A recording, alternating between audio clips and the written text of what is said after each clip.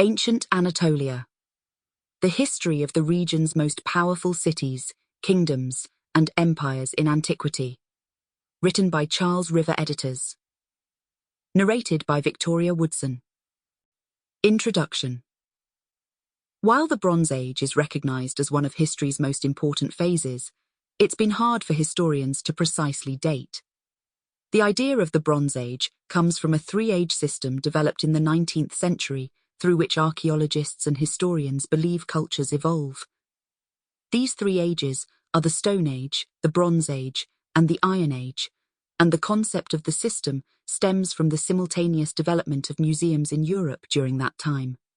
In the Royal Museum of Nordic Antiquities in Denmark, Christian Jørgensen Thomsen, the director of the museum, began classifying objects of stone, bronze, or iron to better categorize and exhibit them.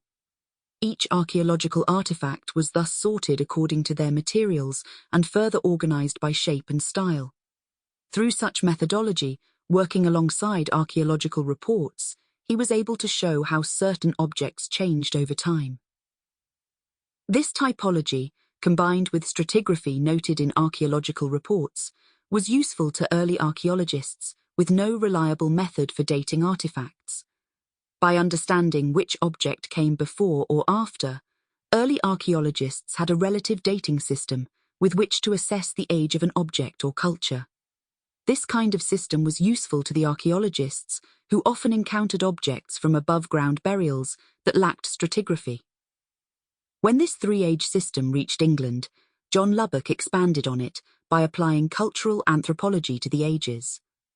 Over time, other researchers would gradually add their interpretations to the system, with many arguing for subdivisions of the Stone Age or the introduction of a Copper Age between the Neolithic and the Bronze Ages. Either way, the classification system was meant as a way for modern scientists to classify and understand prehistoric cultures, the final stage of which was the Iron Age, which ended when a culture developed the ability to record their history. Of course, given the rate of each culture's development, this means that when the historical period begins is not uniform or even universal. Troy is unquestionably one of the most famous and legendary cities of antiquity, yet it is also the most mysterious. While ancient cities like Rome and Athens survived, and the destruction of others like Carthage and Pompeii were well documented, the fame of Troy rested entirely on Homer's epic poems, the Iliad and the Odyssey. The poems were so famous in the ancient world that Augustus had Virgil associate Rome's foundation with the destruction of Troy and Aeneas's own Odyssey. Sample complete. Ready to continue?